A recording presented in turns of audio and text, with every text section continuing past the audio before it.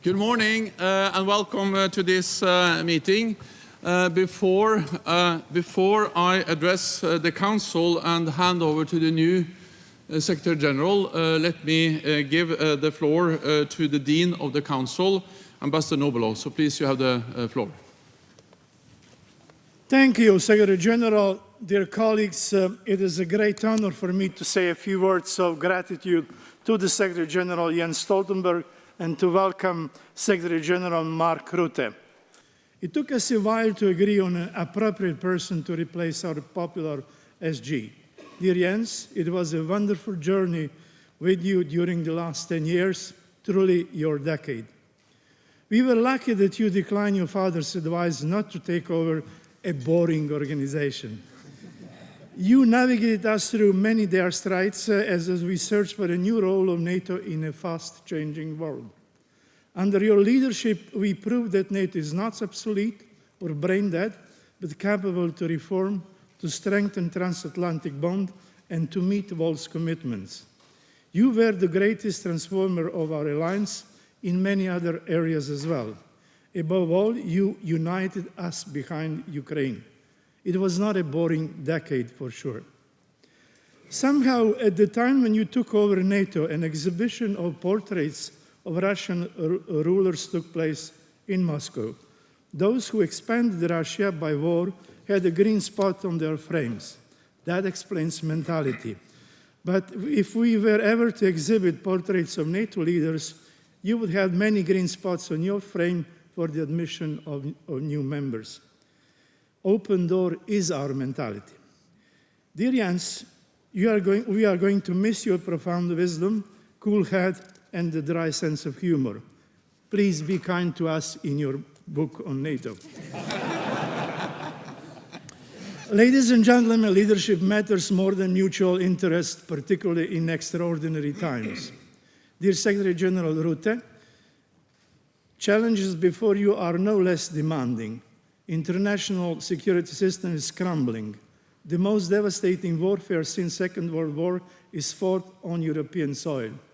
Terrorism, hybrid and cyber warfare are threatening our way of life. Dear Mark, you have to sustain our unity and to preempt fatigue in our support to Ukraine, where the future of European security will be decided. It is not an easy task due to the electoral turbulences in many of our democracies. The definition of our security has never been more complex, and the line between regional and global is more blurred. Because of that, you would have to finish the reforms that we adopted at Madrid and Vilnius summits. Challenges ahead of us requires a lot of diplomatic skill and strong leadership. We all believe that your long political experience, your strong dedication and working energy, backed by your firm beliefs and compassion, will lead us successfully through turbulent times ahead of us.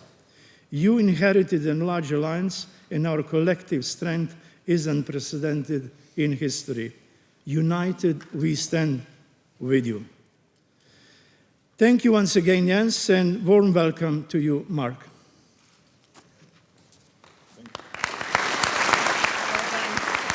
Thank you.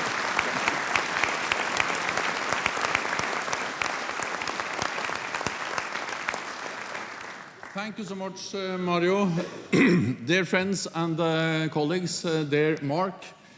When I became Minister for Industry and Energy in Norway in the early 1990s, the Prime Minister told me that I needed to be prepared for long meetings in the Parliament. And I had to sit for hours to listen to not always very exciting debates. But the Prime Minister also told me, remember that this is democracy. This is how we take care of our great nation and how we make decisions together. In the same way, I have sat here in the North Atlantic Council for 10 years. For more than 1,000 council meetings, and listened to discussions that I think we all can agree were not always very exciting. But all of them are part of how we take care of our great alliance and how we make decisions together. History was made in this room. Over the last decade, we have achieved great things. We have undergone the biggest transformation of NATO in a generation. We have strengthened our defenses from having 0 to 8 NATO battle groups with tens of thousands of combat-ready NATO soldiers on our eastern flank. We have gone from thousands to 500,000 troops on high readiness, and from 3 to 23 allies spending at least 2% of GDP on defense. And we have strengthened NATO as an institution, doubling our common budget to ensure we can effectively deliver. Our family of allies and partners has grown. Montenegro, North Macedonia, Finland and Sweden joined our alliance. And Ukraine is closer to NATO than ever before. In 2014, we only provided marginal support to Ukraine. Now our support is massive, and NATO is coordinating it through our new command in Germany. We have also broadened our partnerships in the south, deepened relations with countries in the Indo-Pacific, and NATO-EU cooperation has reached unprecedented levels. Europe and North America, together in a strong NATO, is the only way forward. Unity remains our greatest strength. It has been an honor for me to be at the helm of NATO and to work with all your nations and with everyone at this table and in this building. I thank you all, civilian and military leaders, members of the international staff, the international military staff, and representatives of national delegations. And of course, I thank my dear Ingrid, who's there. And now I'm coming.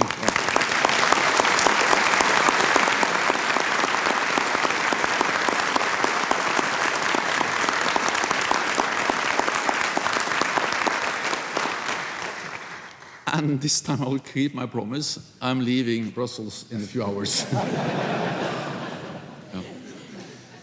And now, Mark, to you.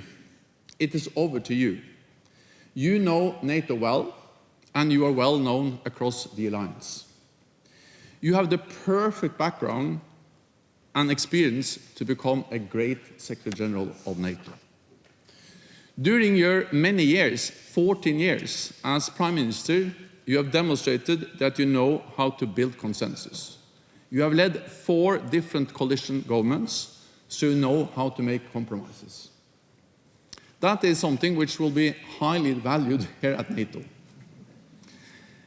But you have also demonstrated that you don't compromise on our core values and principles. We see that with your personal commitment to our transatlantic bond and your unwavering support for Ukraine. Now is the time to leave and for you to begin your term as Secretary General of NATO. To mark that moment, I will hand you this gavel donated to NATO in 1963 by Iceland. It is used for special meetings in NATO. The last time it was used was when we had the last ministerial meeting in the old NATO building over the road, and then we use it again today. Whether you decide to use this every day is up to you. It's a Viking gavel. Dear Mark, please receive this special gavel, and let me invite you to take the seat of the chair of the North Atlantic Council.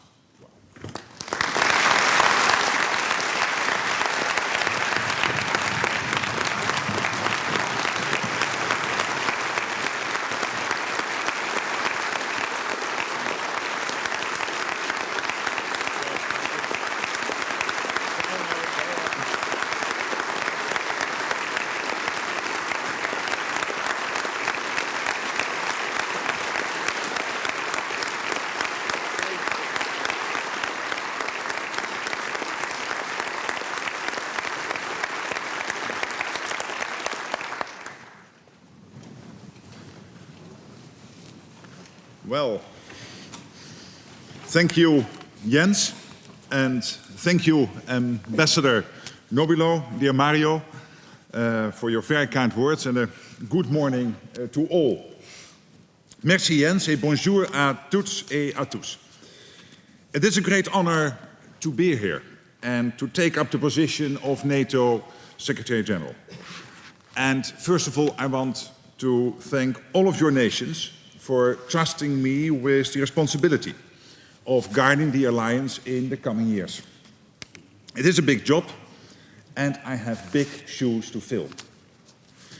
Jens, you have been an exemplary Secretary General. Today, NATO is bigger, NATO is stronger, and is more united than ever, and that is in large part because of your leadership. On the one hand, you have set the bar high for your successor. But on the other, I inherit a robust alliance. Jens, my dear friend, thank you. Dear colleagues, I have every intention of keeping up the good work you have initiated in recent years. And I'm determined to prepare NATO for the challenges of the future. As Secretary General, I will work on 3 priorities. The first is to keep NATO strong and ensure our defenses remain effective and credible against all threats. For this, we need more forces with better capabilities and faster innovation. This requires more investment, because to do more, we must spend more.